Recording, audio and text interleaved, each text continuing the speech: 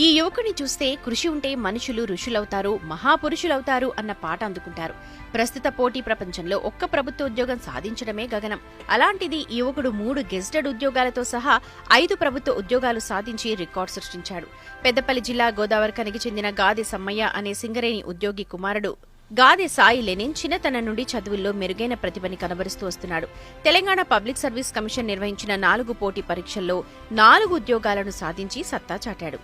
సింగరేణిలో junior assistant గా కూడా ఉద్యోగ అవకాశాన్ని సొంతం చేసుకున్నాడు.